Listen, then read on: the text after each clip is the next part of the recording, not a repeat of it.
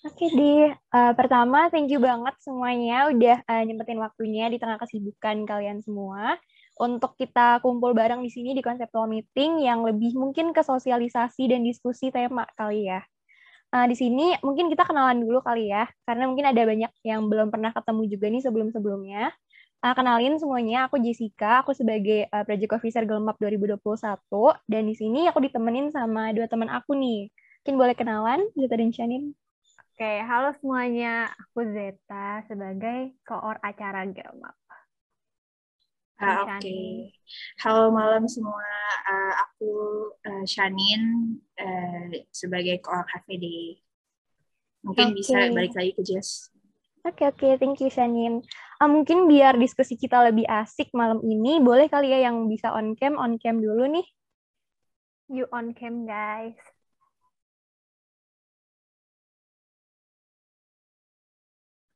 Oke.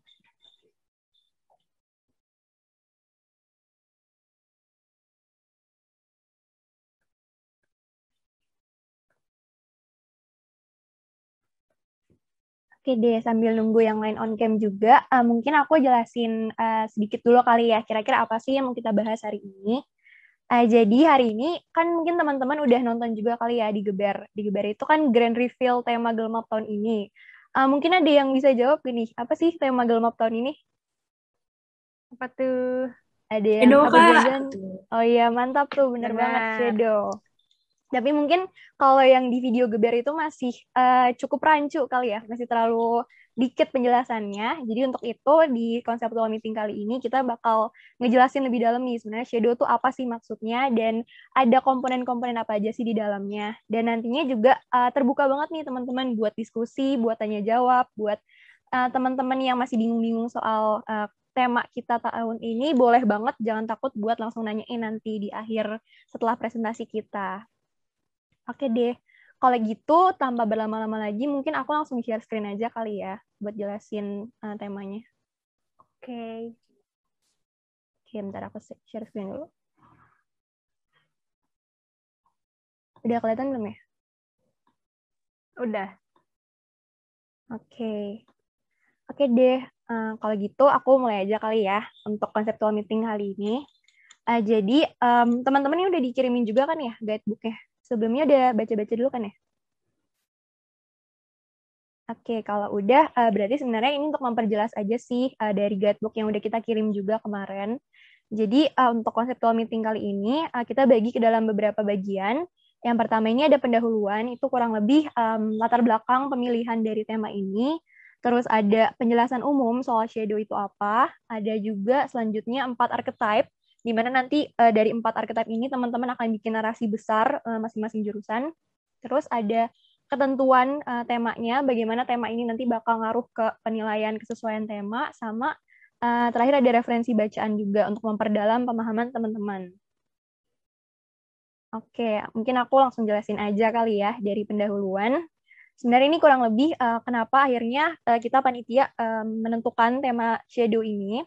Karena mungkin dari teman-teman ada sebagian yang udah tahu kalau shadow ini adalah bagian dari teori psikologi dari Carl Jung, di mana dia itu memformulasikan beberapa sisi-sisi manusia, ada shadow, ada persona, ada ego, dan ada anima, di mana kita di sini nge-highlight sisi shadow-nya. Nah, kenapa sih teori psikologis ini kita akhirnya bawa ke dalam FISIP nih yang sebenarnya sospol? Nah, ternyata ada hubungannya nih teman-teman antara teori psikologis ini dengan kondisi sosial politik, di mana di sini kita pakai teorinya Hans Morgenthau, yaitu Six Principles of Political Realism, di mana dia bilang kalau ternyata semua kondisi politik itu, dan di sini juga kita hubungin ke kondisi sosial, itu ada hubungannya dengan hukum objektif, dan hukum objektif ini tuh akarnya dari sifat manusia atau human nature. Nah, dari kata-kata human nature ini kita udah bisa dapet nih kalau shadow itu kan sifat manusia, dan sifat manusia itu di sini di-highlight sebagai apa ya, akar dari kondisi politik dan sosial. Nah, dengan begitu maksud dari pemilihan tema ini adalah kita mau nunjukin nih kalau ternyata sisi manusia, sifat-sifat manusia tuh sengaruh itu loh sama kondisi sosial politik. Bahkan personality setrivial apapun, sesederhana apapun, itu akhirnya nanti bakal berdampak untuk sosial dan politik kita juga. Nah, untuk itu pemilihan tema shadow ini diharapkan bisa mampu mendorong tiap pihak yang terlibat dalam gelap untuk menghadapi sisi shadow dalam diri masing-masing, karena pastinya setiap orang punya sisi shadow-nya sendiri, dan menyadari nih bahwa permasalahan dalam kehidupan sosial dan juga politik itu berakar pada sisi shadow manusia yang tidak tersolusikan. Oke, next. Ini kan kita udah ngomongin shadow-shadow terus kan dari tadi. Nah, sebenarnya shadow di sini apa sih? Apakah benar-benar artinya bayangan aja, ataukah ada arti lebih mendalamnya? Nah, jadi di sini shadow itu, seperti tadi aku udah bilang, itu adalah dari teorinya Carl Jung, di mana secara konseptual itu dia bilang shadow adalah sisi tersembunyi dalam kepribadian seseorang yang utamanya tersusun atas emosi primitif manusia, serta dorongan-dorongan seperti kemarahan, iri dengki, ketamakan, egoisme, hasrat, dan keinginan untuk terus mencapai kekuasaan. Nah, tapi satu hal nih yang mau kita highlight ke teman-teman, kalau shadow ini tidak terbatas pada karakteristik jahat aja. Nah, jadi sebenarnya apa sih boundaries atau batas-batas yang menentukan apakah sisi itu shadow atau bukan shadow? Nah, itu di sini kita pakai nih dari pendapatnya John Singer, di mana ada 3 aspek shadow. Ini 3 hal yang akhirnya akan membedakan apa sih yang masuk ke shadow, apa sih yang nggak masuk ke shadow. Dan mungkin teman-teman boleh highlight di sini, boleh catat juga, karena 3 aspek ini nantinya akan jadi aspek penting untuk penilaian karya juga. Nah, jadi di sini aspek pertama itu adalah yang menentukan suatu sisi adalah shadow adalah kalau sisi tersebut kehadirannya tidak diinginkan seseorang. Nah, di mana sebenarnya ini tuh adalah di mana kondisi di mana ada sebuah internal konflik nih teman-teman dalam diri seseorang yang memiliki shadow tersebut. Jadi umumnya tuh ada sebuah dilema atau kegalauan dalam diri seseorang karena adanya kebingungan dalam diri dia untuk menerima atau tidak sisi tersebut. Nah, karena terkadang kan itu adalah sisi yang buruk juga, dan di sisi lain dia tetap harus menerimanya sebagai bagian dari dirinya. Nah, mungkin kalau kita bisa contohin langsung, ini contohnya adalah kayak yang tertulis di sini, sifat egois atau mementingkan diri sendiri dari seseorang. Dimana kan nggak ada orang yang mau mengakui nggak ada orang yang mau dia menjadi sosok yang egois gitu kan, nggak ada orang yang secara voluntary mau menjadi sosok yang egois. Tapi di sisi lain sisi egois ini pasti tetap ada di beberapa orang, dan itu menjadi menimbulkan internal konflik dalam diri dia untuk either dia mau menerima atau dia bergumul dengan sisi tersebut gitu. Yang kedua, sisi tersebut disebut shadow kalau sisi yang miliki itu tidak ingin diekspresikan seseorang kepada orang lain. Nah, mungkin ditegasin lagi di sini kalau shadow itu nggak sepenuhnya bisa dikategorikan sebagai hal yang buruk atau negatif. Tapi either way, mau itu hal yang positif atau negatif, akan ada sebuah proses batin di mana orang tersebut akan memilih untuk tidak mengekspresikan sisi tersebut kepada orang lain dengan alasan apapun itu.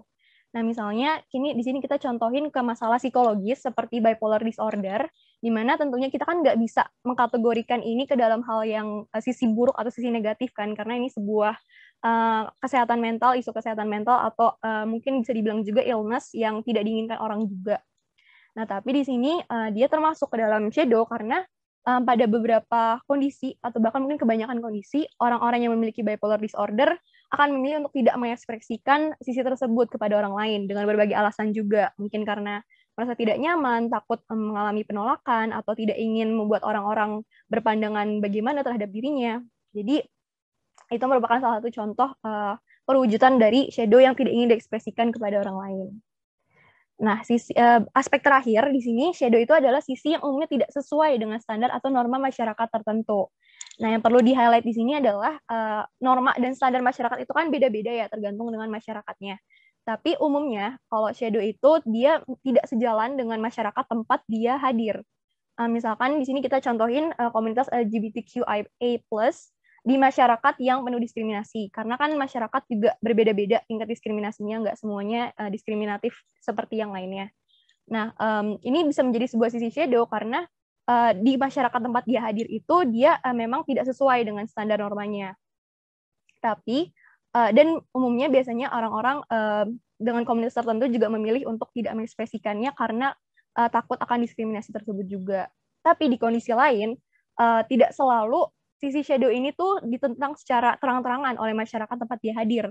Ada kemungkinan juga di mana melalui strategi atau metode-metode yang sangat cermat dan terampil yang dilakukan oleh si pemilik shadow, sisi tersebut tuh tidak sepenuhnya ditentang secara terang-terangan. Misalnya nih karakteristik otoriter seorang pemerintah itu juga dapat dikategorikan sebagai shadow, meskipun warga negara itu nggak menyadari atau nggak menunjukkan protes atau pertentangan secara terang-terangan juga. Dan ini juga bisa ditandai dengan adanya propaganda atau program-program yang sangat dibungkus dengan sangat cerdas, dengan sangat rapi, sehingga sisi shadow tersebut tidak terlihat seperti shadow, tapi malah dinormalisasikan. Begitu. Oke, mungkin ini bisa dilanjut sama Zeta ya, atau Shannon? Oke, jadi kalau ini sekarang aku akan jelasin berapa aspek dan poin-poin mengenai shadow yang sebenarnya penting untuk kalian tahu biar lebih memperdalam tema. Cuman perlu aku tegaskan kalau ini bukan untuk masuk ke penilaian, cuman hanya agar memperdalam tema biar kalian lebih ngerti. Tuh. Yang pertama, shadow itu senantiasa mencari kontrol dan dominasi. Mungkin Shannon.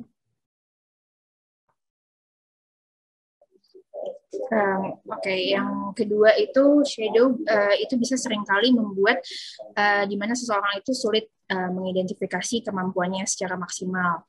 Habis itu sifatnya itu cenderung memecah belah dan memisahkan serta menentang keutuhan. Terus shadow juga punya sifat narsistik tersendiri. Mungkin bisa lanjut, Zeta. Oke, terus shadow itu terbiasa untuk mengambil, merampas, dan menghancurkan. Shadow melibatkan sikap bersembunyi yang tidak terlihat, seperti tadi yang sudah Jessica jelaskan. Lalu shadow memicu timbulnya kebingungan dan gray area, terutama tentang apa yang benar dan apa yang salah. Lalu yang terakhir, shadow menolak untuk mengakui keberadaannya sendiri. Oke, makasih Zeta dan Shannon. Mungkin aku lanjut kali ya untuk bagian berikutnya. Ini juga bagian yang penting karena kami berharap teman-teman bisa membuat karya di sekitaran 4 archetype ini.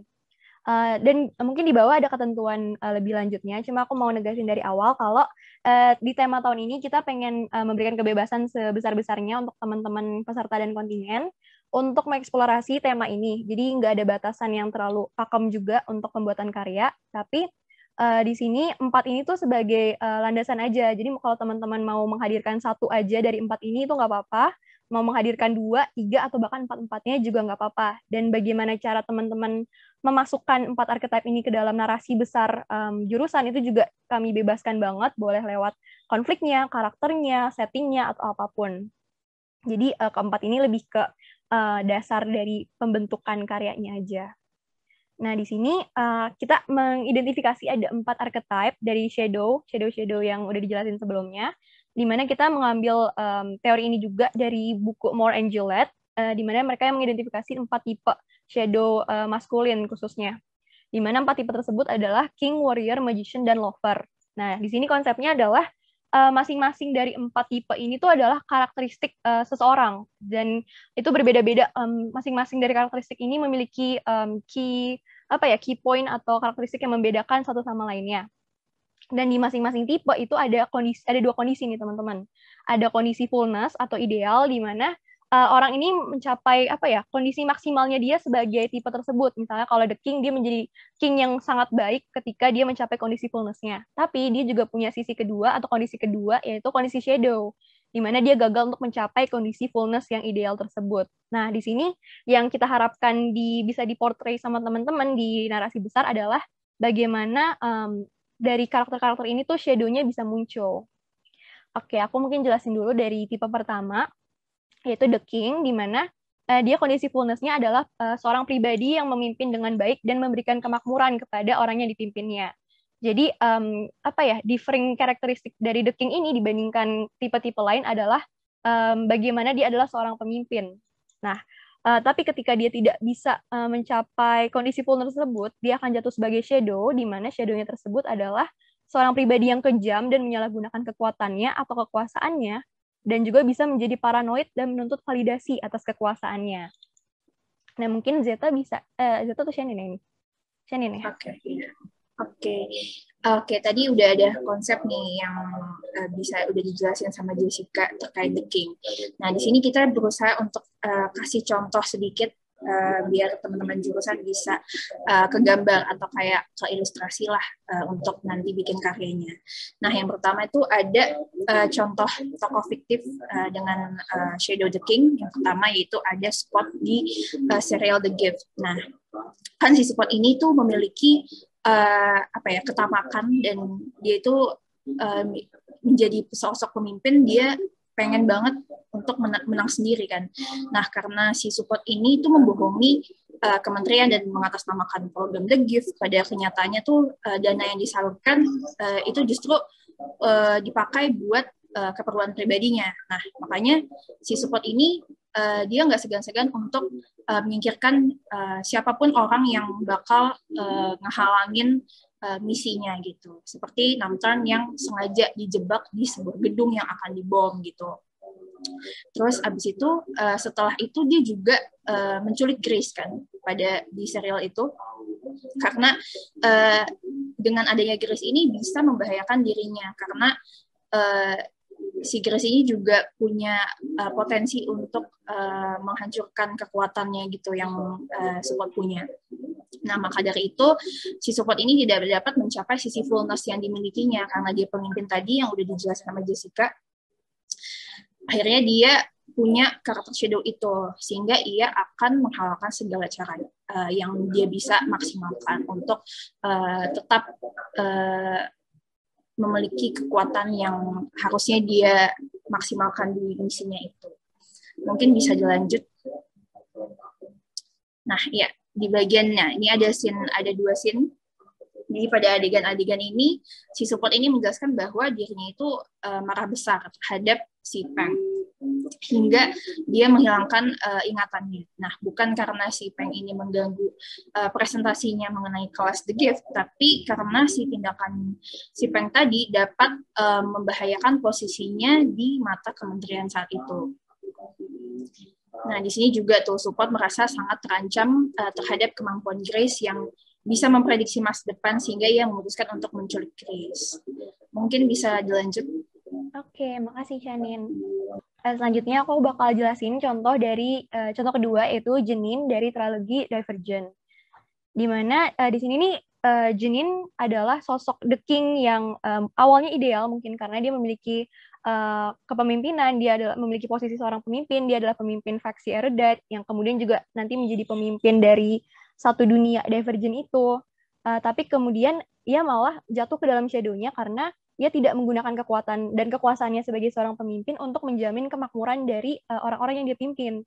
Tapi justru dia malah jatuh terhadap ambisinya sendiri, yaitu ingin membuka kotak yang hanya bisa dibuka oleh kaum Divergent, sehingga ia akan mengerahkan kekuatannya dan kekuasaannya untuk tujuan tersebut, bahkan ketika dia harus mengorbankan dan malah merampas kemakmuran dari masyarakatnya sendiri yang seharusnya ia pimpin dan ia berikan atau pastikan kemakmurannya. Nah, dengan demikian, kedua contoh karakter tersebut adalah contoh The King, sesuai dengan fullness dan juga shadow dari yang tadi sudah dijelaskan secara konseptual.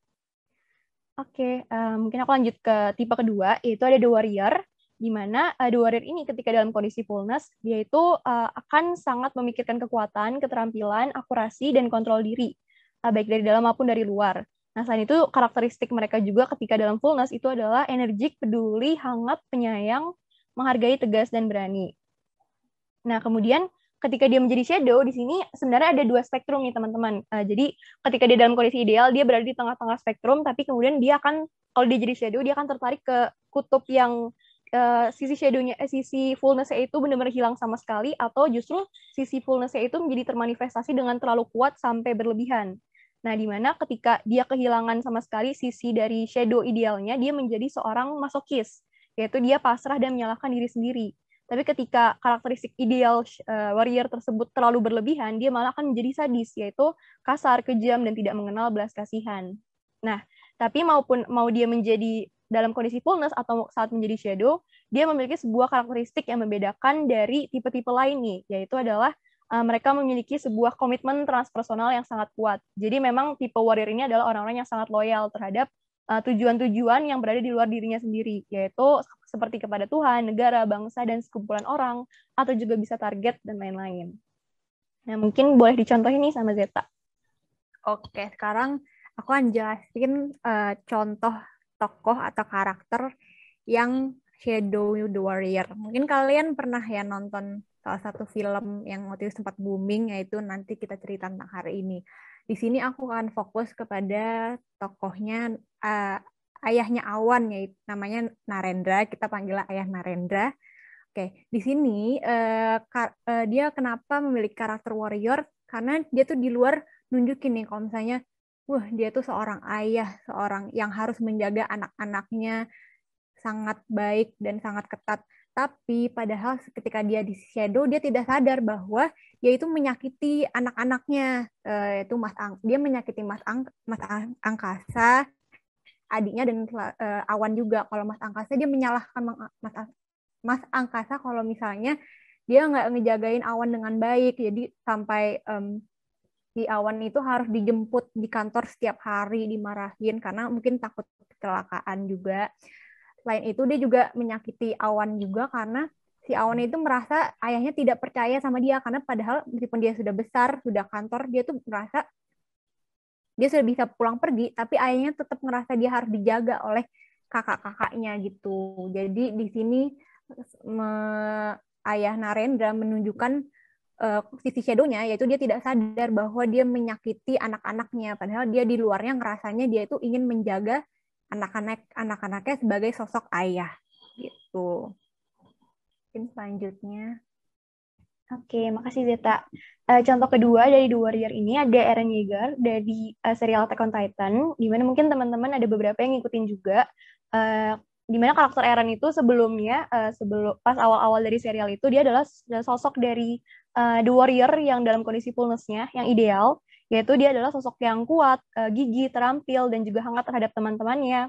Dan bahkan dia juga menjadi disebut sebagai harapan terakhir umat manusia karena dia begitu berani dan kuat dan juga sangat kesatria dan loyal terhadap teman-temannya dan orang-orangnya harus dia lindungi. Namun sayangnya karena dunia itu tidak sesuai dengan ekspektasinya, ia justru malah dikuasai oleh sisi shadow-nya dan menjadi pribadi yang brutal dan tidak mengenal belas kasihan. Nah, seperti tadi yang udah aku jelasin juga, The Warrior ini mereka dicirikan dengan adanya loyalitas yang kuat atau komitmen transpersonal terhadap yang tadi ada Tuhan, mungkin negara, bangsa, gagasan, ide, dan lain-lain. Nah, untuk kasus Eren ini, dia memiliki komitmen transpersonal yang sangat kuat terhadap gagasan kebebasan yang ideal baginya. Jadi ketika dia berusaha untuk mengejar gagasan kebebasan itu, dia akan mengabaikan moralitas dan benar salah yang di mata orang mungkin apa yang dilakukan itu adalah hal yang salah. Semata untuk tujuan dia yaitu mencapai kebebasan. Dan bahkan untuk mencapai tujuan tersebut, mencapai kebebasan tersebut, akhirnya Eren ini terdorong untuk melakukan tindakan kejam seperti genosida terhadap bangsa Marley yang ia anggap menghalangi kebebasannya. Oke, selanjutnya ini ada tipe ketiga, yaitu The Magician, di mana dalam kondisi fullness, The Magician ini dicirikan sebagai orang yang sangat berpengetahuan tinggi, sangat wise, sangat bijaksana, dan juga kalau dalam kondisi modern itu dia lekat dengan teknologi dan kemajuan. Namun ketika ia menjadi shadow, dia akan menyembunyikan kebenaran dan menggunakan pengetahuannya untuk keuntungan pribadi dan bahkan sengaja mengarahkan orang lain pada jalan yang salah. Nah, atau mungkin juga The Magician ini adalah tampil dalam sikap yang cenderung sok polos atau naif, tapi untuk demi kepentingannya sendiri, sehingga menjadikannya sebagai sosok yang manipulatif. Oke, mungkin Zeta boleh lanjut. Oke, di sini sekarang akan melanjutkan Jessica dengan kasih tahu contoh tokoh fiktif dari The Shadow Magician. Yaitu yang pertama ada Mother Gothel dari film Tangled, atau mungkin kalian lebih familiar dengan Rapunzel, Princess Rapunzel. Jadi kenapa sih dia tuh magician ya? Tapi sebelum itu aku kan mengasih tahu dulu nih. Jadi ada dua cara orang tuh untuk menyembunyikan shadow.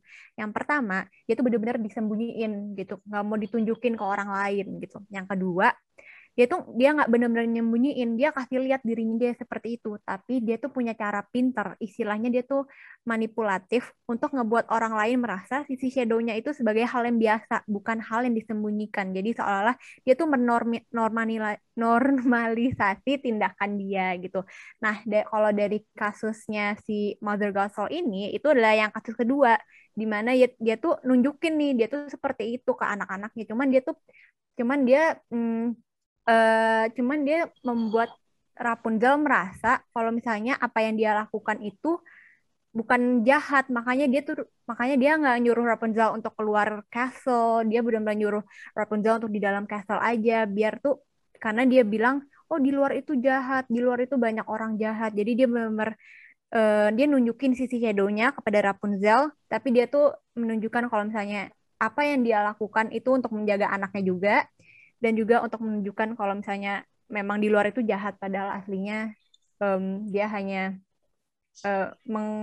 mengurungi anaknya di castle gitu. Oke, menambah dikit dari penjelasan Zeta. Tadi kan kalau The Magician itu karakteristik shadow-nya adalah dia menahan ke pengetahuannya sendiri atau menggunakan pengetahuannya untuk keuntungan pribadi. Nah, Mother Gothel ini dia dimasukin ke dalam The Magician karena dia menahan informasi atau pengetahuan yang dimiliki dari anaknya si Rapunzel itu. Karena dia bilang dunia luar itu jahat, padahal sebenarnya itu hanya manipulasi dia terhadap pengetahuan yang Rapunzel tidak miliki. Oke, lanjut. Contoh kedua dari The Magician adalah Saruman dari trilogi The Lord of the Rings, di mana seperti yang Aragorn deskripsikan soal karakter Saruman ini, dia adalah sosok yang berpengetahuan tinggi, luar biasa terampil, dan memiliki kekuatan di luar bayangan orang lain. Di mana dia jelas-jelas masuk ke dalam kategori The Magician karena dia adalah sosok yang memiliki ilmu yang tinggi dan juga seharusnya adalah sosok yang bijaksana. Tapi dia gagal untuk bisa memenuhi kondisi fullness-nya itu karena kesukaannya sendiri terhadap ilmu sampai dia mempelajari ilmu hitam, kemudian akhirnya terdorong untuk menginginkan The One Ring yang menjadi perebutan dari dunia The Lord of the Rings waktu itu. Nah, karena itu dia akhirnya dikuasai oleh sisi shadow-nya hingga membahayakan Middle Earth, yang dimana sebagai penyihir yang berilmu tinggi, ia malah memanfaatkan pengetahuannya itu untuk mengerahkan budaknya untuk mencapai tujuan pribadinya. Gitu. Oke. Tipe terakhir ada The Lover, di mana dalam kondisi fullness, The Lover ini itu adalah sosok yang penuh kasih dan rasa empati. Dia akan menjadi seseorang yang connected dengan orang lain, kemudian energetik juga, antusiasme, dan memiliki keinginan hidup yang tinggi. Namun, ketika ia menjadi shadow, ini seperti tadi kasusnya The Warrior, dia bisa tertarik ke dalam salah satu dari dua kutub ekstrim atau dua spektrum, di mana di tengah-tengah itu adalah kondisi ideal dia, dan mungkin di spektrum yang satu adalah ketika dia kehilangan sama sekali karakteristik The Lover, atau dia menjadi tokoh karakter yang impoten, atau dia malah justru terlalu berlebihan karakteristik-karakteristik The Lover ini sehingga ia menjadi The Addicted. Nah, mungkin ini masing-masing dicontohkan dari Harlequin dan James dari Addicted dan Impotent ini. Boleh dijelasin sama Shanine? Oke, tadi udah seperti singgung juga. Jadi ada dua kategori yang addicted sama impotent. Nah, di sini nih yang udah mungkin udah nggak asing lagi ya. Jadi ada kategori addicted, kita bisa kasih contoh dengan karakter Harley Quinn. Di mana kategori addicted ini kan jadi kayak sifat candu dan punya sifat ketergantungan ke seseorang atau sesuatu yang akhirnya berujung pada tindakan yang di luar nalar, di mana si Harley Quinn ini kan karena jadi terlalu sensitif, terus habis itu cenderung emosional juga, dan akhirnya dia tersesat dengan akalnya sendiri. Jadi semacam kayak ya bucin gitu lah. Nah, jadi karakter si ini tuh kayak si Harley Quinn ini rela melakukan apa aja untuk kekasihnya si Joker. Bahkan dia tuh rela gitu untuk menjatuhkan diri ke tabung cairan kimia. Mungkin bisa lanjut. Nah, oke. Nah, di sini ada contoh kedua dari kategori The Lover yang satu spektrum lagi. Nah, di sini tuh ada Shadow The Lover yang kategorinya impotent. Nah, ini ditandai dengan adanya diskoneksi dengan diri sendiri dan orang lain, terus abis itu merasa kehilangan emosi, dan akhirnya cenderung depresif juga. Nah, ini tuh jadi karakter ini tergambar di serial Netflix, yaitu The End of the F-World, yang akhirnya digambarkan seperti kayak udah mati rasa gitu. Bahkan di karakter sini, ini tuh harus membunuh orang-orang terdekatnya, dan si James ini dia nggak melihatkan emosi dalam bentuk apapun, jadi menggambarkan mati rasa tersebut. Mungkin bisa dilanjut. Oke, makasih Shanine. Untuk 4 archetype tadi itu aja deskripsinya. selanjutnya aku mau memperjelas lagi ketentuan untuk penilaian karya sesuai dengan tema, yaitu di mana di sini kita dia mengharapkan teman-teman untuk meletakkan perwujudan dari si shadow dan jenis-jenis archetype tadi, The King, The Warrior, The Magician, dan The Lover sebagai dasar dalam menciptakan narasi besar dan juga karya-karyanya. Kayak aku udah bilang tadi, jurusan tuh bebas milih mau satu aja atau lebih dari satu, dua, tiga, empat. Boleh banget untuk menciptakan karya selama tetap ada setidaknya satu perwujudan dari archetype shadow tersebut. Nah, di sini lagi-lagi juga aku mau menekankan kita nggak mau membatasi kreativitas dan eksplorasi juga interpretasi tema dari teman-teman jurusan. Untuk itu, kalian dibebaskan untuk mengeksplorasi bentuk-bentuk shadow sekreatif mungkin. Boleh lewat penggambaran karakter, konflik, latar, dan lain sebagainya. Dan juga jangan menjadikan karakter-karakter tadi itu sebagai batasan, karena itu hanya kita contohkan sebagai referensi aja. Untuk batasannya sendiri, itu ada dua doang, yaitu yang pertama, 3 aspek shadow menurut June Singer, yang tadi, yang di awal banget dari guidebook ini, dan juga yang kedua, adanya perwujudan tidaknya satu dari sudut pandang keempat archetype tersebut. Nah, untuk itu, mungkin sekali lagi aku mau encourage teman-teman untuk jangan takut buat explore dan be kreatif sama tema ini, karena nanti teman-teman akan diminta untuk nulis narasi juga, narasi tertulis, di mana di situ ntar teman-teman bisa menjelaskan nih sebenarnya ini maksudnya apa, interpretasinya tuh gimana, cerita kalian tuh masuk ke dalam kategori archetype yang mana. Jadi untuk mengeksplorasinya sendiri, untuk bikin filmnya atau karya-karyanya, jangan takut untuk apa ya, mencoba ide-ide baru yang mungkin di luar dari contoh-contoh kita tadi, karena kalian akan tetap mendapatkan apa ya, mungkin kejelasan dari karya kalian lewat narasi tersebut. Jadi nggak usah takut karyanya jadi nggak dimengerti gitu sama jurinya. Oke, ini selanjutnya ada referensi bacaan, karena kebetulan kita juga ngambil 4 archetype tersebut, kita referensiin dari bukunya Robert Moore dan Douglas Gillette, yang judulnya juga sama, King, Warrior, Magician, Lover, di mana nanti mungkin bisa kita kirimin juga filenya, karena di buku ini benar-benar digali banget teman-teman, gimana seorang itu, misalnya gimana The King itu menjadi kondisi fullness-nya, gimana dia jadi shadow-nya, terus ada pembagiannya juga, bahkan di dalamnya ketika jadi shadow dia ada 2 kemungkinan lagi. Itu bisa teman-teman explore juga dari buku ini, mungkin bisa nambah inspirasi juga dalam pembuatan karya. Gitu. Ini daftar pusaka kita. Mungkin kira-kira begitu aja presentasi kita untuk guidebook ini. Selanjutnya mungkin kita buka sesi tanya jawab kali ya buat teman-teman yang mau nanya-nanya. Boleh. Oke, mungkin boleh nih teman-teman yang mau nanya boleh langsung on mic atau resen.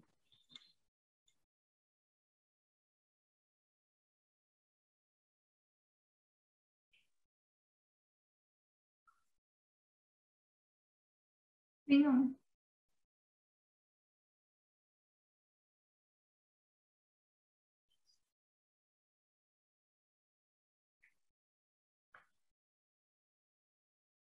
Atau enggak ada nih, apa udah clear semua? Ditanya guys, mumpung bisa nanya sekarang. Mungkin teman-teman peserta lain yang udah baca guidebooknya juga ada yang nitip pertanyaan atau gimana, boleh? Kak, boleh izin nanya ya? Boleh banget. Jadi tadi kan dibilang di yang penentuan temanya itu kita pokoknya batasannya tuh narasi besar sesuai 3 aspek shadow tadi sama yang 4 itu kan Kak. Nah, buat yang 3 aspek itu kita harus masukin ke dalam nilai-nilai karyanya juga nggak? Atau cukup yang 4 itu aja boleh? Nilai-nilai karya itu maksudnya narasi atau gimana ya? Iya, narasi. Iya, 3 itu tetap harus masuk. Karena itu kan sebenarnya yang membedakan satu sisi jadi shadow atau enggak kan. Karena kalau ada satu yang enggak terpenuhi dari 3 itu, suatu sisi itu kurang bisa disebut sebagai shadow. Jadi penting banget untuk masukin itu untuk make sure dia adalah shadow gitu. Nanti boleh ditulis juga di sebenarnya itu apa ya? Narasi gitu, ada narasi tertulis juga. Nanti yang dikumpulin juga buat kita kasih ke juri untuk mereka panduan mereka untuk nilai juga. Nah, itu mungkin bisa tuh dibedah di situ, kayak mungkin kalian bilang apa ya, cerita kami itu memenuhi dari kriteria ketiga aspek tersebut karena begini-begini gitu. Tapi itu harus tiga-tiganya masuk ke dalam narasinya atau boleh pakai satu aja dari 3 aspek itu? Harus tiga-tiganya untuk nilai maksimal. Oke, ya. Kasih Kak. Oke, sama-sama. Ada lagi mungkin yang mau nanya?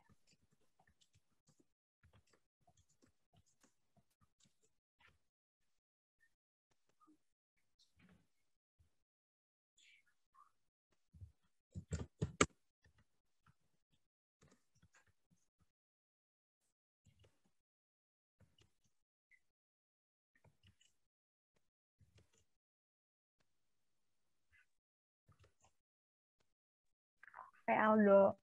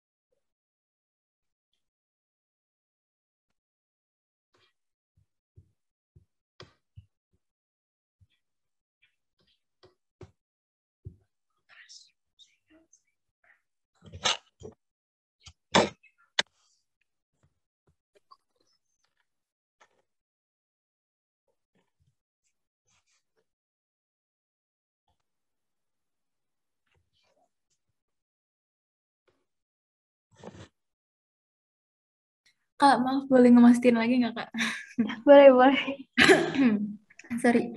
Eh, aku mau nanya lagi tentang yang 3 aspek tadi. Aku masih rada bingung gitu kalau seandainya kita masukin ketiga aspek tersebut. Soalnya kan kayak satu sama lainnya kan kayak beda banget gitu ya Kak. Kayak yang terakhir itu dikasih contohnya misalnya yang kayak LGBT gitu, yang tidak sesuai sama standar norma, norma masyarakat. Terus kalau yang kedua itu yang tidak ingin diekspresikan kayak bipolar. Itu kan kayak 2 contoh yang berbeda gitu Kak.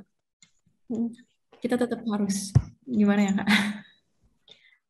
Mungkin aku contohin sama langsung kasus aja kali ya. Kayak yang LGBTQ itu kenapa dia bisa masuk ke tiga-tiganya.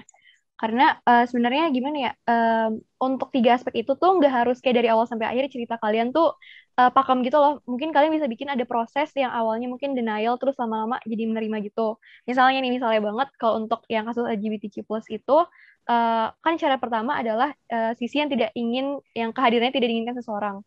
Nah, mungkin ada beberapa struggle di dalam komunitas tersebut di mana orang-orangnya kan awalnya ada internal konflik dulu nih ketika dia mulai menyadari proses dari menyadari identitas gendernya gitu. Karena umumnya kan ada fase denial gitu-gitu kan. Itu akan memenuhi fase pertama meskipun kalau proses itu nggak bertahan sampai akhir cerita itu juga nggak apa-apa. Yang penting ada portrayal gitu loh. Kalau dia tuh awalnya ada internal konflik. Kemudian yang kedua itu kan syaratnya tidak ingin diekspresikan kepada orang-orang. Nah, mungkin ini juga sebagai kalau dalam identitas gender itu kan sulit untuk diekspresikan pada orang-orang secara langsung, apalagi ketika orang tersebut juga masih struggle secara internal. Dan yang ketiga juga yang tidak sesuai dengan norma itu kan tergantung masyarakatnya juga. Tapi kalau misalnya kita ambil contoh masyarakat yang masih konservatif, itu kan juga akan memenuhi syarat ketiga gitu. Jadi mungkin tiga-tiganya tuh menurut kami masih bisa diintegrasikan ke dalam satu cerita yang sama gitu. Masih membingungkan nggak ya? Udah jelas Kak, makasih Kak. Oke, Iya, jadi sama-sama. kayak dimasukinnya di prosesnya gitu, bisa aspek yang lainnya. Jadi nggak harus kayak, misalnya kan bipolar sama LGBT itu kan udah beda dua. Jadi nggak harus masukin dua-duanya di satu cerita itu. Tapi maksudnya di proses-prosesnya atau setelahnya gitu. Makasih. Iya, sama-sama. Ada lagi yang mau nanya? Tadi Aldo mau nanya ya? Dia masih mikir tadi. Tanya apa aja, nggak apa-apa. Nggak apa-apa. Jarang-jarang kesempatan buat nanya lagi nih, karena nanti kan abis ini kalian udah dibebasin buat bikin karya sendiri kan.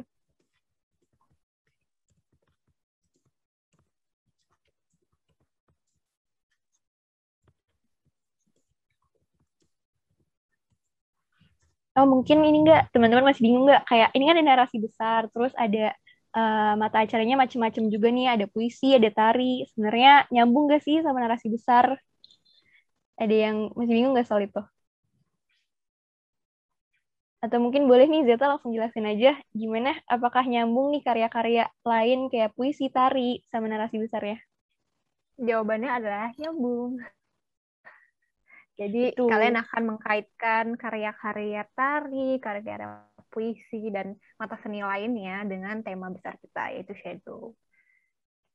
Jadi benar ya banget. disambung-sambungin gitu, bisa kok. Benar. Dan juga bukan cuma shadow aja nih yang kalian akan bikin satu kesatuan, tapi narasi besar masing-masing jurusan. Mungkin misalnya kalau tahun lalu itu apa ya ceritanya ya, Zed? Soal ada komunitas apa digital gitu ya. Iya benar. Terus Nah, kayak jadi hidup di bunker gitu. jadi nanti puisinya, terus tarinya, musiknya itu semuanya berperan sebagai elemen pendukung ya dari cerita tersebut. Jadi mungkin nanti puisinya bisa berupa tulisan dari si karakter utama, terus mungkin tarinya itu bisa jadi ekspresi emosi dari latar tersebut, terus mungkin musiknya adalah, oh ya untuk musik secara khusus dia adalah original soundtrack yang nanti juga dimasukin ke dalam filmnya. Jadi sebenarnya meskipun mata acaranya ini banyak banget nih, terpisah-pisah, tapi harapannya tuh kalian akan disatukan oleh satu narasi besar yang ngebikin satu cerita yang lengkap gitu. Iya, jadi bakal nyambung sama shadow dan juga narasi besar. Karena ya narasi besar sih, soalnya narasi besar juga udah nyambung sama shadow. Benar.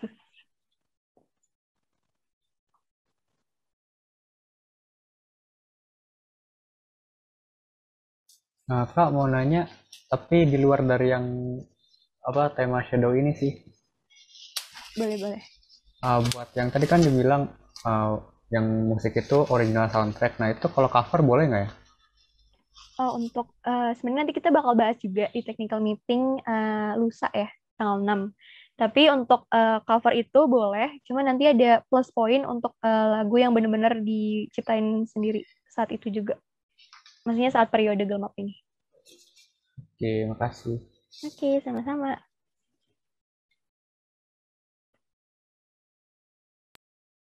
Ada lagi kah teman-teman? Gak apa-apa, tanya aja. Jangan ragu, jangan takut.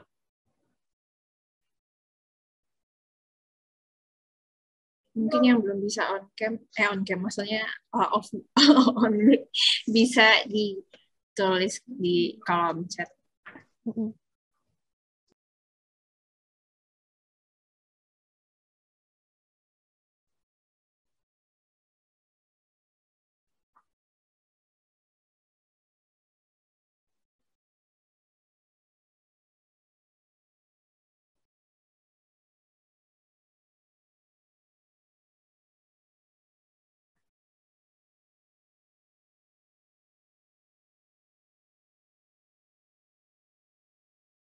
Kak, maaf boleh nanya lagi Kak? Boleh banget. Boleh banget dong. Aku dengar dari cutting aku, sekarang kayak lagi nggak ada, so tadi keputus koneksinya. Jadi aku mau mastiin ke kakak aja. Tahun lalu tuh kayaknya kayak ada tema kayak dari narasi besarnya tuh dibikin tema perjurusan gitu ya Kak, setahu aku. Buat tahun ini tuh kita nggak perlu ada kayak gitu kan ya Kak? Ini tahun lalu tuh maksudnya 2020 ya? Iya. Sebenarnya tema jurusan itu masuknya ke narasi besar nggak sih, Zat? Jadi Iya benar. jadi kalian bukan bikin tema lagi gitu sih, tapi lebih ke ya udah bikin satu narasi atau cerita gede gitu untuk nanti ngehubungin semua karya gitu.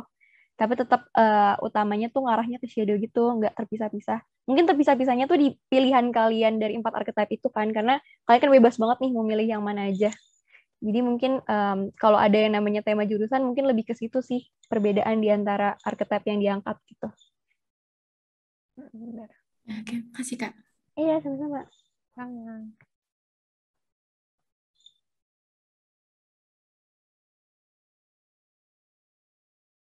Ada lagi kah, teman-teman? Cukup Kak, makasih Kak. Berarti Oke, yang lain makasih. jelas nih. Mungkin kita tanyain dulu kali ya satu-satu. Apakah udah jelas nih? Mungkin kalau dari Kom Kak, gimana? boleh Boleh. nanya dulu nggak? Boleh. Jadi kalau misalnya nih kan di satu lomba gitu, kita milih archetype-nya tuh cuman misalnya kayak The King doang. Terus kalau misalnya di lomba lain tuh kita mau milih archetype yang lain gitu tuh boleh nggak sih Kak? Atau harus misalnya kita dari awal udah milih archetype tuh cuma 2, misalnya kayak The King atau sama The Magician gitu. Kita harus semua lomba cuman itu 2 atau boleh di lomba lain itu kita masukin yang lain juga gitu? Oke. Sebenarnya ini kan nanti kalau untuk aspek penilaiannya, sebenarnya maksudnya nggak ada boleh dan nggak boleh, tapi mungkin lebih ke ngaruh ke scoringnya aja. untuk scoring kesesuaian tema nanti bakal ada satu narasi besar kan. Jadi narasi besar itu kalian mungkin boleh langsung nentuin tuh, kayak mungkin kalian mau milihnya The King aja. Jadi untuk semua karyanya itu harus sesuai. Kalau untuk mendapatkan nilai maksimum ya, kalau misalnya kalian gak apa-apa untuk mendapatkan nilai yang tidak maksimum sih sebenarnya gak masalah sih kalau kalian mau beda-bedain gitu. Tapi untuk nilai maksimum itu akan perlu adanya kesesuaian dengan narasi besar antara semua karya-karya yang ada. Dan narasi besar itu akan ditentu udah kelihatan gitu loh, maksudnya konsisten dengan 1, 2, atau 3 sesuai dengan yang kalian pilih gitu. Berarti Kak, kalau misalnya dari awal kita di narasi besar yang kita ambil itu kita udah buat misalnya kayak cuman milih 3 archetype aja, jadi kayak kalau bisa sampai akhir dan di semua lomba itu tuh 3 archetype itu aja gitu. Ya, betul. Oh, oke Kak, thank you. Oke, sama-sama. Tapi kalian kalau misalnya mau, misalnya nih, kayak tari, The King, terus yang lainnya The Warrior, itu dari narasi besarnya emang udah ada 4-nya itu. Ini mungkin nanti bisa dibagi-bagi ntar yang misalnya tari itu fokus ke si karakter ini yang nunjukin Shadow, The King gitu. Jadi bisa juga kayak gitu. Tapi di narasi besarnya emang sudah ada 4 archetype-nya. Jadi emang sesuai banget semua sih sama narasi besar. Bener banget. Jadi kalau kalian mau fokusin kayak yang tadi Zata bilang, masing-masing mata acara ngangkat archetype yang beda nggak apa-apa, tapi asalkan narasi besar kalian tuh emang memasukkan, menginclude cerita dari 4-4-nya, kalau misalnya kalian mau milih 4 gitu.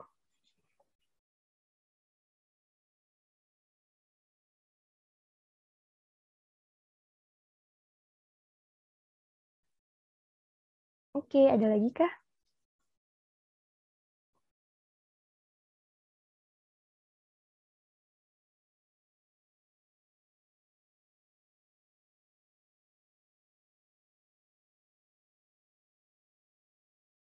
Mungkin aku make sure ke masing-masing jurusan kali ya. Dari kom udah clear semua atau masih ada lagi yang mau nanya?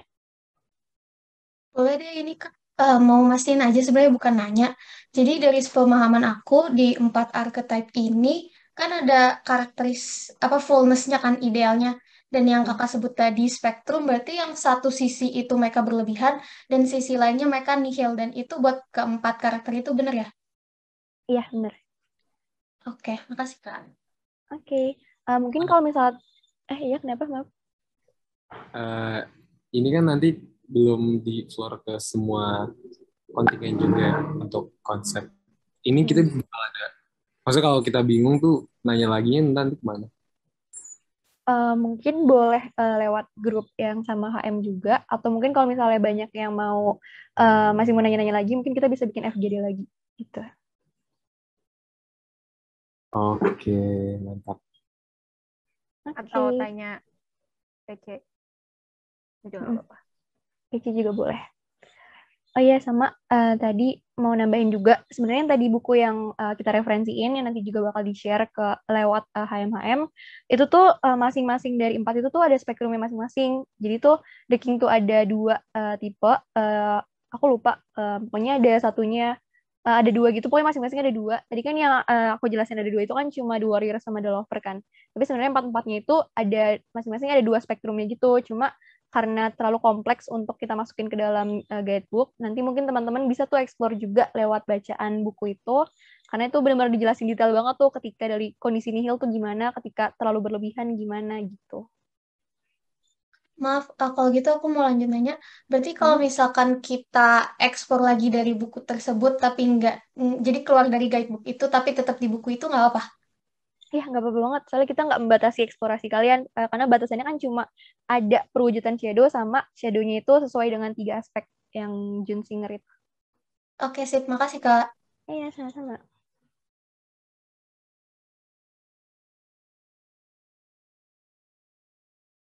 Jas, gue pengen nanya dong. Boleh-boleh. Kan yang kemarin pas FGD kemarin juga ya, gue nanya yang tentang deadline anggota kontingen buat apa sih namanya? Lokakarya. Lokakarya itu gimana jadinya ya? Oh iya. Jadinya kita bakal undur sampai besok tanggal 6 ya? Tanggal 5 ya, Zat? Apa 6? Tanggal 6. Ya, tanggal 6 jam 12. Jam 12 siang. Iya, Tapi terus itu semuanya. eh, Enggak, itu untuk yang minggu itu aja, minggu selanjutnya. Oke oke, thank you. Iya, sama-sama. iya.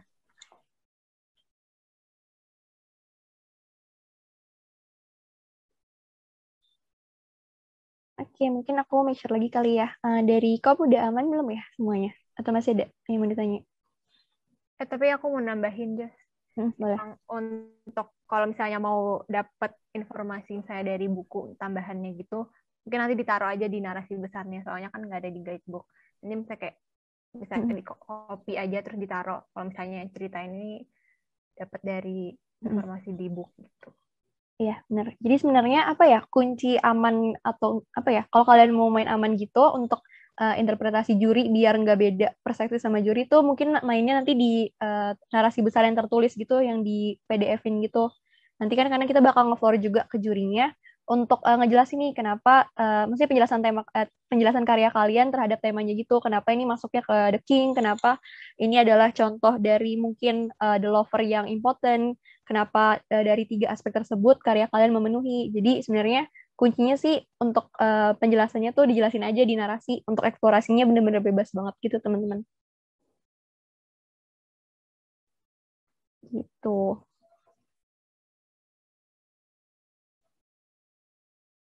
Oke, berarti aku tadi make sure lagi ya. Kamu udah aman kali ya? Atau ada lagi? Iya, Kak. Sejauh ini aman. Makasih. Oke, sama-sama. Kalau dari HI, udah aman atau ada lagi yang mau ditanya? Sejauh ini aman sih, Kak. Oke, thank you. Dari Krim? Sejauh ini aman juga, Kak. Makasih. Oke, sama-sama. Dari Paul? Aman, Kak. Makasih, Kak. Oke. Antrop? Sejauh ini aman sih, Kak. Oke, thank you. Pesos? Aman kok, Kak. Oke, Sosio?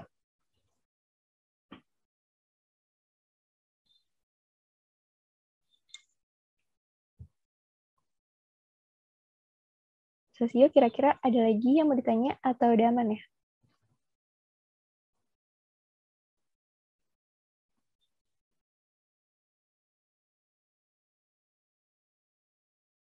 Oke, aman mungkin ya. Oke. Thank you, Andin. Oh, mungkin ini nanti recording ini bakal kita kirim langsung drive-nya kalau udah selesai di-upload buat teman-teman. Mungkin nanti boleh juga di-share ke peserta lain buat penjelasan langsung temanya. Dan kita juga bakal proses buat di-upload di YouTube dan Visip. Cuma untuk uploadnya nanti masih diproses editing dan rendering juga. Jadi mungkin kalau mau langsung nonton boleh ya nanti kita share link drive-nya dulu gitu. Dan kalau ada pertanyaan tambahan juga atau mungkin dari teman-temannya nanti yang udah nonton juga boleh banget langsung dikumpulin aja, terus nanti mungkin bisa di floor ke perwakilan HM, dan mungkin kita juga nanti bakal bikin grup sama ketua kontingen ya segera. Jadi nanti kita bisa koordinasi di situ. Oh, mungkin sekalian kali ya ketua kontingen boleh drop ID lainnya buat kita bikin grup.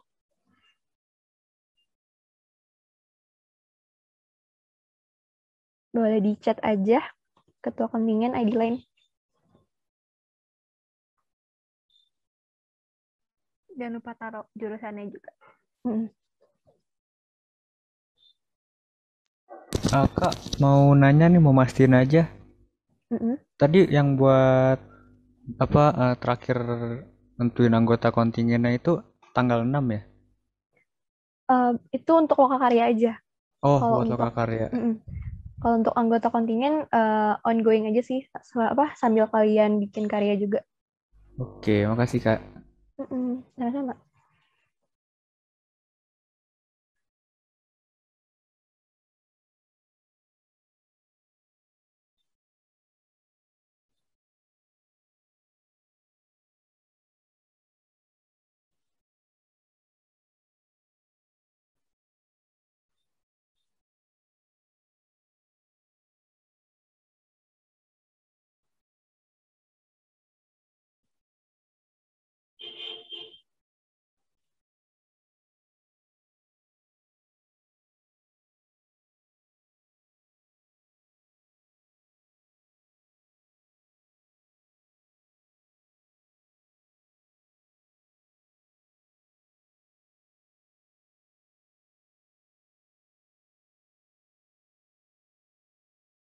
Ntar ya guys, kita catat dulu.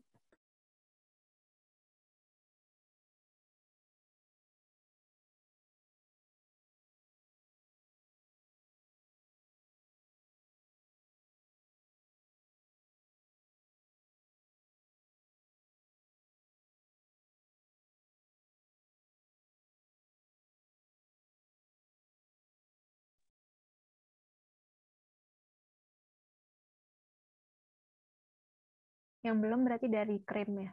Udah nih krim. Yang belum antrop ya? Oh iya, antrop.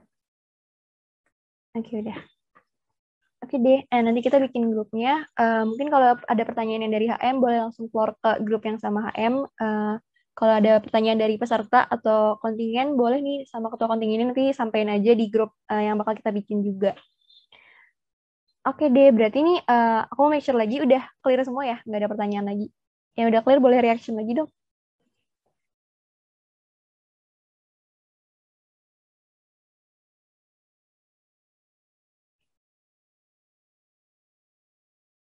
Oke, thank you semua. Pokoknya jangan hesitate aja buat nanya-nanya atau komunikasiin apapun. Kalau ada kendala di kontingennya atau apapun yang bisa Gelmap bantu juga langsung komunikasiin aja nanti lewat grup kita. Kalau ada bingung-bingung atau ada pertanyaan tambahan juga dari peserta, boleh langsung aja tanyain. Kalau emang banyak dan dirasa perlu, kita bakal bikin FGD juga. Gitu. Oke, mungkin kita cukupkan kali ya di sini. Mungkin dari Zeta atau Shanin dulu deh, mulai closing dulu. Apa? Boleh closing dulu atau kita mau foto dulu nih? Iya sih, aku juga mau makasih banyak buat kalian. Dan kalau misalnya ada pertanyaan apapun, boleh langsung kirim ke perwakilan HM-nya gitu. Makasih banyak waktunya. Shanin mungkin. Oke, mungkin dari gue mau bilang semangat aja, selamat berkarya di Gamak 2021. Mungkin ini mau langsung ke Jessica dulu atau sesi foto-foto nih? Boleh foto dulu. Oke, foto dulu ya. Sip. Oke guys, mungkin bisa nih yang bisa on cam. Sabi on cam dulu. On cam guys. Ditunggu sampai 8.10 kali ya. Enggak, kelamaan 8.09 kali ya. Sorry lagi nggak bisa. Oke, nggak apa-apa Gigi.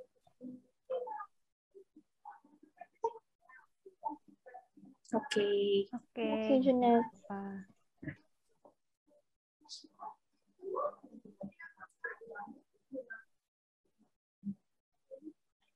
Oke, Dok.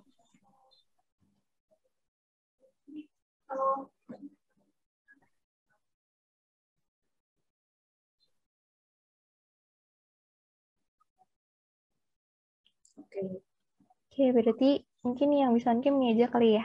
Oke deh. Sip. Ini udah mulai gue mau screenshot ya. BTW, 1, 2, 3. Oke. Mungkin yang lain kasih reaction aja boleh. Iya, boleh. Oke. Reaction apapun.